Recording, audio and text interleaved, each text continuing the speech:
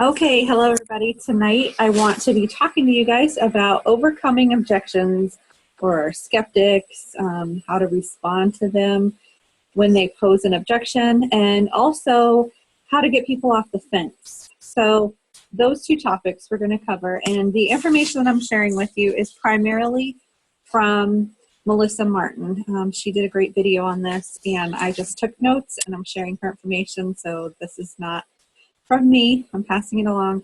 When she made the video, she was a senior Ruby, so I don't know if she's ranked up since then. But anyhow, so objections, there are lots of common objections that we get when we first introduce Plexus to people.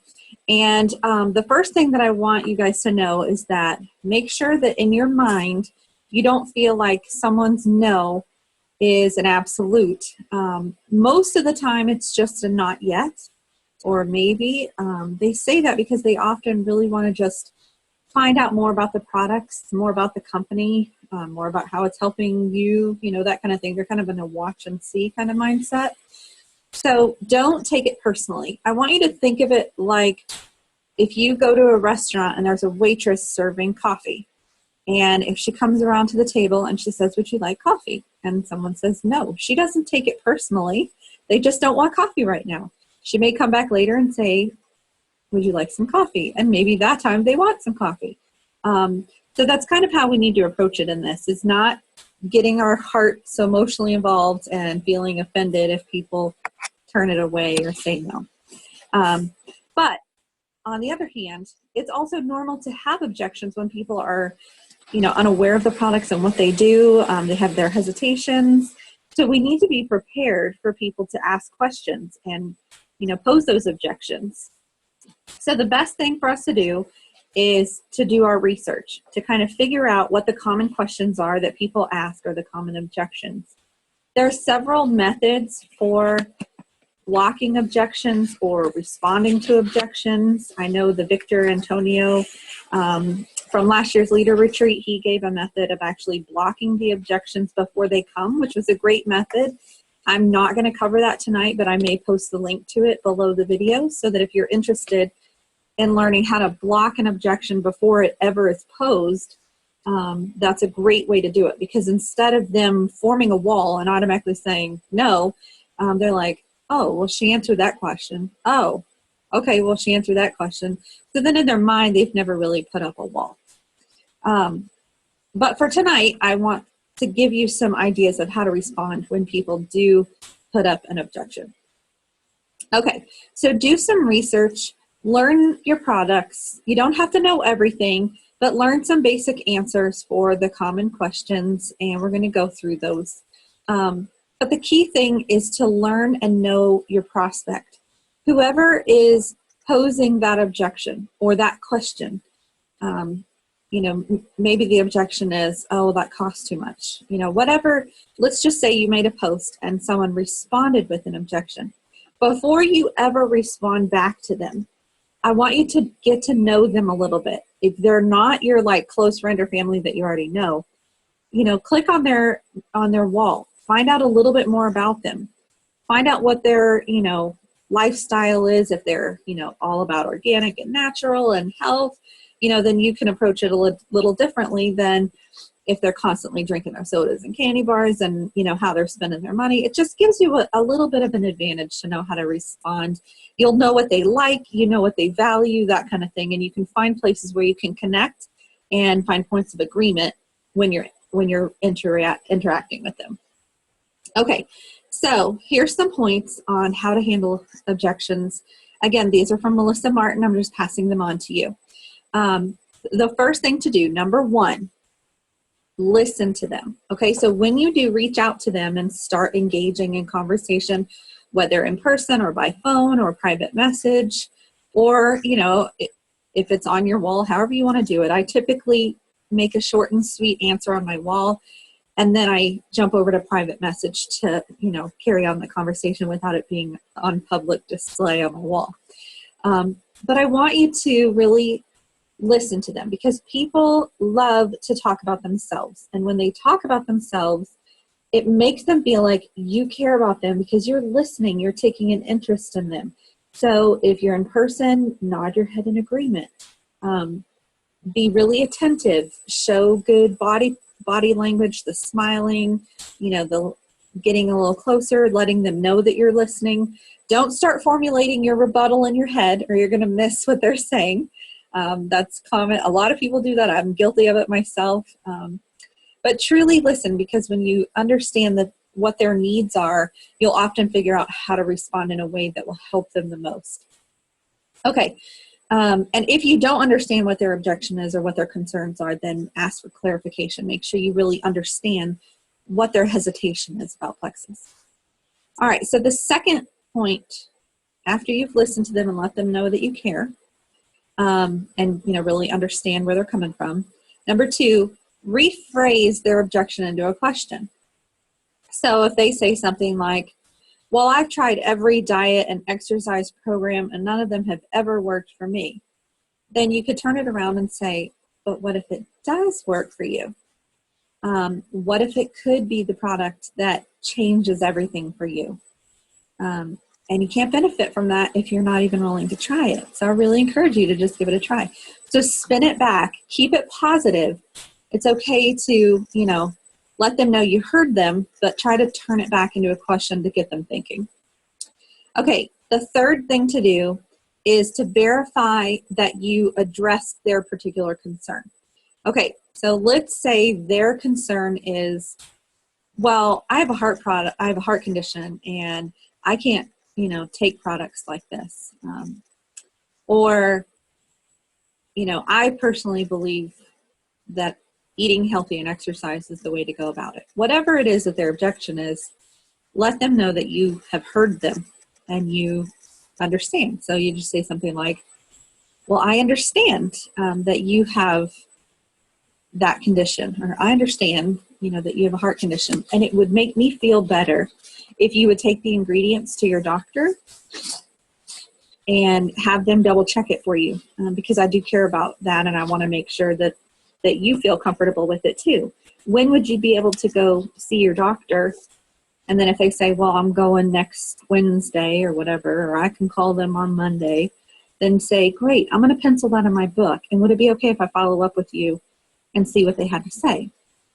So that way you're setting the next point of contact, and you're letting them know that, you understand what their point of concern is. Okay, number 4, close the sale. Okay, so if it's not something that, has to delay because they're contacting their doctor or whatever, once you have turned it back around and, voiced that you understand what their concern is and kind of, met that objection and responded, it's important to make sure. One of the biggest misses is that people, after having a nice, good conversation and clearing up any confusion that might cause hesitation, people then just leave it like that. They leave the conversation there and they don't ever really invite the sale. So it's important to say something like, I really believe these products would be great for you, and with a money back guarantee, let's go ahead and get you started and get those products on the way. You have nothing to lose. Make that invitation to go ahead and get started. If you sense that they're still hesitant, they still seem to have objections, you say something like, do I need to answer a few more questions, or do you still have, some hesitation? And keep answering the questions until they seem to be more understanding of it. And then number 5, she says, is to pause. Like, stop for a moment, let them respond, hear what their new, what their thoughts are, what their feelings are after you've had this conversation. Are they feeling good about it? Are they feeling like, oh, okay, money back guarantee, you answered my questions, maybe I will give this a try? Or are they voicing that, well, that sounds good, but, money is tight? Are they bringing up a new issue? So really listen and see where they're at. Okay. Number 6, she said, is learning to use turnaround questions. And this was really good. So you guys take notes if you're not already. Because this can apply even for earlier in the conversation. she says, she gives several examples of how you can turn things around into a response that kind of blocks their objection. So the first thing she said is, I see you're hesitant. Is there something else I can explain? So that's a nice, if you're picking up on their hesitation, it's okay to be honest and say, I see you're hesitant. I want to make sure I answer all of your questions and concerns. Is there something else that I can explain or that I didn't explain well enough for you? All right, the next thing, another thing that you can say is, well, that certainly makes sense. However, and that's a good saying that you can use all the time, well, no matter what their objection is, you can take that, you can say those 5 words. That certainly makes sense. However, and then share what you found, have your common answer, like we talked about, whoa, that's too expensive. I could never afford that. You say, well, that certainly makes sense. However, I found that if I look at, where I was spending some money, like on a fancy coffee a day, or you see what I'm saying? You can turn almost any objection around and respond. Okay, here's another one. This is for the people who talk about, oh, that's a pyramid scheme. There's always going to be a few people out there who have that image of MLM. So I can certainly appreciate your concerns, however, or, whatever. But basically, you're letting them know that you understand where they're coming from. You appreciate what they're sharing. You're not putting up a wall. You're not, you're trying to connect with them and let them know that, hey, I hear you. I get it. I get what you're saying. I can certainly appreciate your concerns, but Plexus is a legit company with a legit product. Did you know that pyramid schemes are actually illegal? And I would never join something that's illegal, and I wouldn't ever ask you to join something that's illegal either. Just something like that where you turn it back around. Another method, I learned it from Sarah Robbins, is the feel, felt, found method. And I'm sure there's other people who share that method, but it's, I understand how you feel. I felt the same way. But what I found is, so basically, you're connecting to their heart. You're letting them know you completely understand them. And what they're saying is a legitimate concern. You're not, oh, please, that's no big deal. You don't want to discredit them. You want to let them know that that's normal to feel that way. And you felt that way too, but here's what you found. And that helps them overcome that particular fear or hesitation when they realize, oh, okay, you felt that way too at first. Okay. So if you, go through those things, here's one other great tip that she said. She said, okay, a lot of people, they fall back on money. Money is just a simple way of putting that wall up and saying, not right now. So this is a great response that she shared, which I may try to use because I like this. She said, putting money aside, what else is holding you back from making a decision? Because then you get their mind off the money. And if it truly is the money and there's no other hesitation, then you can work with them on that. But maybe there's something else. So you can get to the root of the issue. And she says that 9 times out of 10, their real hesitation is that they think they don't have the time for it. So then she says, well, I appreciate your concern. However, would you be able to spend 15 to 30 minutes, like 3 or 4 times a week, watching a video or sharing some information with friends that may could help others? And in return, you could be making $100 or $500 or $1,000 a month. Would that be something beneficial to your family? And it lets them know that they don't have to make this a full-time business. So let me repeat that.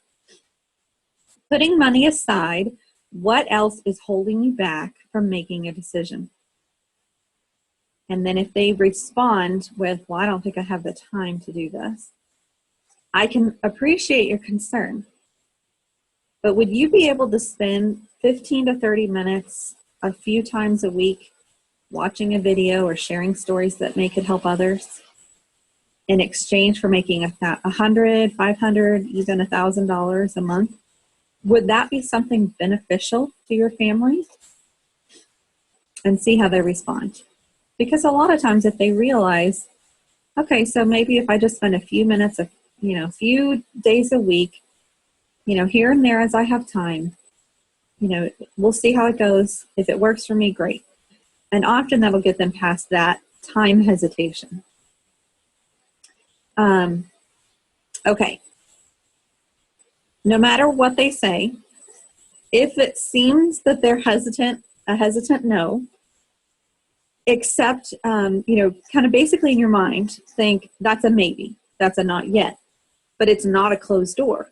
You know when there's a closed door because you get that absolute no. Like if your kid comes to you, Mama, can I have a cookie? No, not right now. If you're like, well, maybe. What does your child do if you go, well, then they know, oh, I got an in. I'm going to keep working this. And that's how we should feel it too.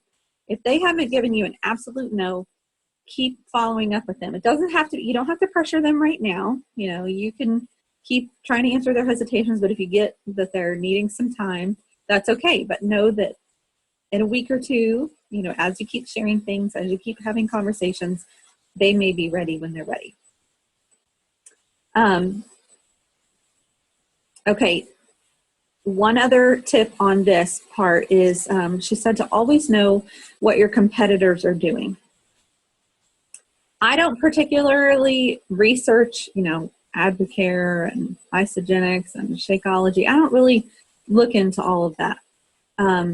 But she said that you want to kind of have a clue as to what makes them different from Plexus, because without having to be negative or confrontational, if someone were to say to you, well, I've decided to go with It Works, or I've decided to go with Advocare, you could say something like, oh, I've heard great things from some of my friends about Advocare or whatever the company is, but I chose Plexus because, and then share how it's different. Because they use GMO-free and gluten-free products, and that is important to my family. Or because they have such an amazing comp plan, whatever your reasoning is, know how they're different. Because, I noticed that they use artificial sweeteners, and for me, it's important that I don't consume artificial sweeteners, whatever the answer is. But it's helpful if you have a little bit of a background, maybe just get to know the ones that are really common in your area already. You don't have to know all of them, but if It Works is big in your area, maybe learn a little bit about it and why you believe Plexus is better for you. And if they choose the other one, that's fine. But sometimes just that little glimmer of, what could make ours potentially better will make them reevaluate before they make that decision. Okay. All right, so moving on to actually closing. So now you've got someone now, you've kind of blocked those objections. Now they're a fence sitter. You haven't quite gotten them off the fence. They're intrigued, they're interested, but as of right now, they're on the fence. Which a lot of times we have people who never object to us. They never say any objections. They just, maybe they try to sample and they just haven't made a decision yet. Maybe in their mind they have some of these objections. There is a good point that Victor Antonio and Sonia Dudley did a video on it, and I'll post those links, that you can actually, in your posts, in your Facebook posts, you can actually pose some of those objections. I used to be concerned that I didn't have enough money, but I really wanted the products. However you want to pose them. And if you answer that objection, if they're thinking that in their mind, they'll be like, oh, well, that was kind of what I was concerned about. And then you might get them off the fence with posing those. Okay. Moving forward, though, if you're talking to someone, you're private messaging with them, you're trying to get them off the fence right then and there, here's some points that you want to know on how to close it. And there's 8 points. Number 1, always go in with the mentality, with a positive mindset, assuming they're going to sign or buy. So assume they'll sign or buy. Don't go in thinking, oh, well, I don't know if this is for you. If you have it in your mind that they're not going to do it, they probably won't, because they're going to pick up on those subtle hesitations or, that negative. Trust me, if you have it in your mind, even if you're not trying to come off as like apologetic or fearful or timid, it will come across that way, that you don't have confidence and you don't really believe in what you're saying. So believe in your mindset that they're already going to sign up. They're going to do this. And don't apologize for the products. Don't apologize for the cost. because these products are life-changing, and truly they're very, they're a great price for what they offer, and they're cost competitive against all the others. We often beat most of our competitors on price, so don't be apologetic. All right, number 2, build the sale with minor points of agreement. Like, basically what you're trying to do is get them to nod their head yes or be in a yes mindset. So wouldn't it be awesome if you were able to lose this weight that you've been wanting to without having to exercise? Or it would feel great. You'd love it if you felt great, right? Or, wow, can you just think about how awesome it would be to actually get better sleep at night? Basically, you're trying to get them to think of why they'd want those products and how much better they might feel if they got on them. You're getting them to the yes. You're getting them like, yeah, it would feel good to feel better. It would feel good. Wouldn't it feel great to have an extra $100 or $200 to, help your financial situation? Yeah, I'd like that.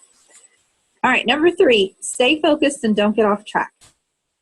So when you're chatting, you're private messaging, don't get, lost down a rabbit trail if they start bringing up, something else, because it could derail your whole closing.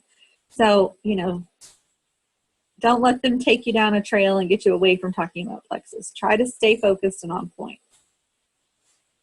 If they are agreeing, then this is when she says to make a call to action. Go ahead and say something like, well, let's go ahead and get you logged in and get those products on the way so we can help you feel that way.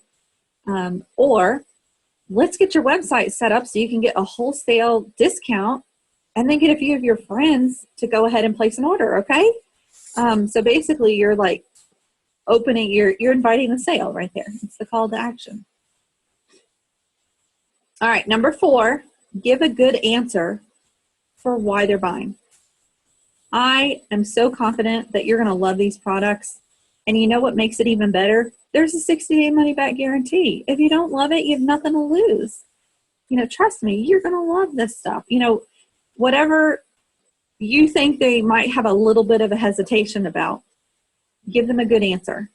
If it's, well, I don't know if I'm going to have, time to do this. Hey, I know that this can work for you. If you just give 3 to 4 days a week, 15 to 30 minutes of posting. I've got a few friends that I know of who did it while they were working 2 full-time jobs. I believe in this opportunity and I'm going to do my best to help you. However, give a good answer. Also, by what I mean by that is be prepared to show positive testimonials or proof that it works. So if they still are like, well, I don't know, I have thyroid issues and everything's really hard for me and I'm not sure if it's going to help because that's going to slow everything down. Be prepared to share a testimonial about, hey, guess what? I got a girl on my team who has hypothyroid and look what it did for her. It was awesome. So be ready to share some success stories with them. Number 5, don't oversell. We don't have to complicate this. We don't have to tell them, if it's about the products, we don't have to explain all the details about it and all the different things they can do. If we're trying to get them in on the business side, we do not have to talk about, the emerald pool and all the different ways they can earn money. Just keep it simple. So it's like, hey, when you sign up, you get wholesale pricing for only $34.95 a year. There's no monthly minimums. There's no monthly fees to your website. And if you are able to get $100 in orders, whether yours or your friends, anything over that, you make money. Simple as that. You can go into the details. They can learn that stuff, the other stuff later. Just tell them the short and sweet of what they need to hear. Then the other thing is while you're talking with them, treat them like they're already part of the team. So like when we get you signed up, I'll go through all that and I'll send that information to you.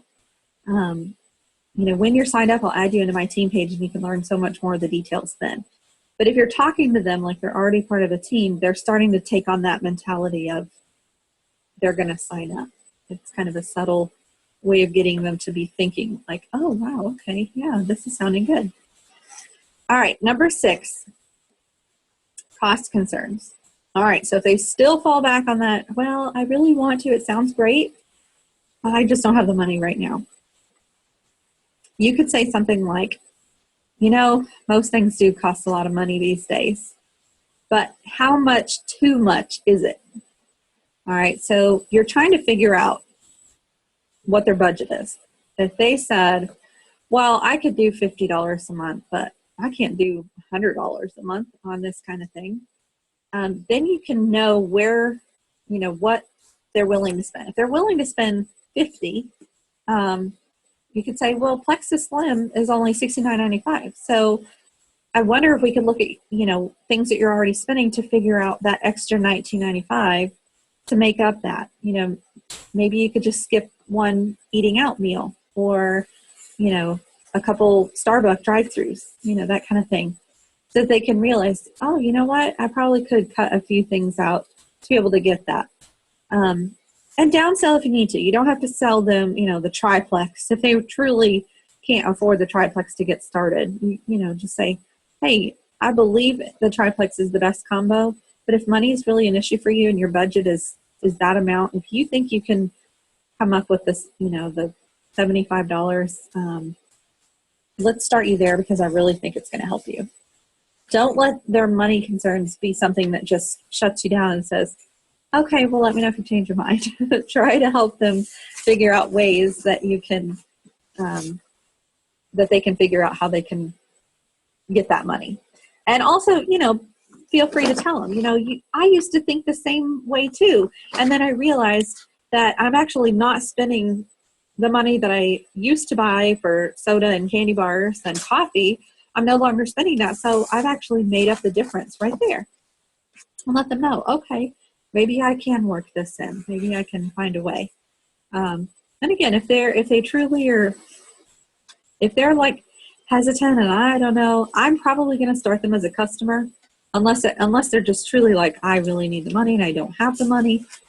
Then I may say, then let's talk about the wholesale because it is the lowest cost and maybe we can help you make some money on the side. It might be something that interests you. It just depends. Some people really value that 60-day money back guarantee, but that's a whole nother topic. So we're going to move on. Okay. Number 7, be persistent, but not annoying. Don't harass them so far that they're like, oh my gosh, I'm unfriending this girl because she just won't let me be.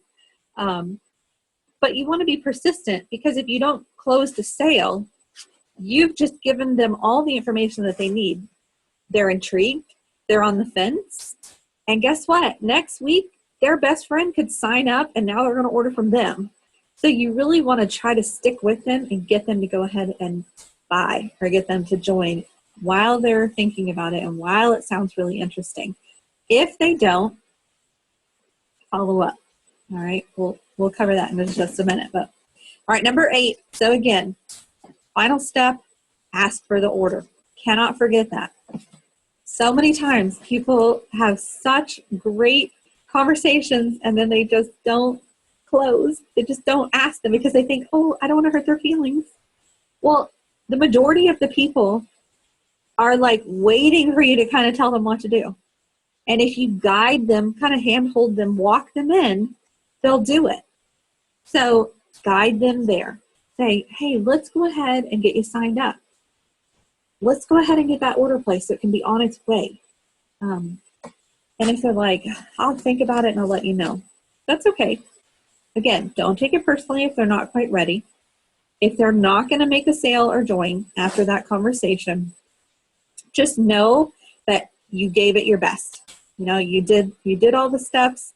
You answered all their questions. You connected with them and you invited them to the sale and they're just truly not ready. But follow up every week or every other week because you never know who a week, 2 weeks, 3 weeks, 4 weeks down the road, they need money and all of a sudden they're like, okay, yeah, let me try this. Or they're in a more desperate situation to get their health in order and you're like, they're ready now. So keep following up until they shut the door and say, you know what, I'm really not interested. Thank you. If you get that adamant, clear objection, clearly not for me, then let it be. And you can know. But until you get that closed door, You keep trying to follow up. And when you follow up, you don't have to say, hey, you ready to try Plexus yet? Every single time. You can be like, hey, I just saw you went on vacation. That looks like so much fun. And just have a normal conversation with them. Keep that friendship growing. You know, keep engaging with them and having conversations with them. Let them know that you care. That way they don't feel like, well, the only reason she ever reaches out to me is to try and sell Plexus to me. We don't want to be that person. Okay, and then one little tip here that's from Sonia Dudley that I thought was really a nice little quote, a way to respond. So I wrote it down. I really encourage you to write it down. She says, and again, her approach is she doesn't want to convince anybody. She just shares the information. She thinks that when they're ready, they'll be ready, and there's no convincing needed. But here's what she says. She says, hey, this business isn't for everybody. I get it. But whenever you're ready, I'll be here using my Plexus, and I will be ready to and able to help you. Please come see me if you change your mind. I'll repeat that.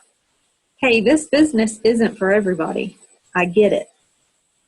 But whenever you're ready, I'll be here using my Plexus and will be able to help you. Please come see me if you change your mind. So you've left the door open. It's the ball's in their court now. Keep in good friendship and, keep in contact with them. And they know when they're ready, they'll come back. All right, so keep putting it back to them. If someone says, oh, I can't do that. I can never do that. What do you mean you can't do that? If I can do it, you can too. So just, always try to put it back in their mind, to put the ball back in their court, get them thinking, oh, okay, maybe so. And then her final tip, which I thought was really important, is to make sure that you're pouring into yourself daily. Not just like positive pep talk and encouragement, because that's good too, like personal growth, but also educational, learning about the products. The more you believe in the company, the more you believe in yourself, the more confidence you have, the more that's going to trickle down to your potentials and your customers and your ambassadors below you. If you still doubt, or you don't know what to say, or you don't know the answers to the questions, or you don't have the self-confidence, you don't believe in yourself, you're afraid of what people will say, you don't want to hurt people's feelings, all of those kind of fears, you want to build yourself up.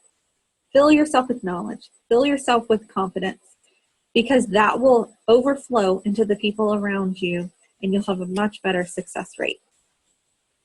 All right, so that is it for tonight. I hope you got some great points, and I will be posting some links to helpful videos that also talk about different approaches to objections and closing the deal.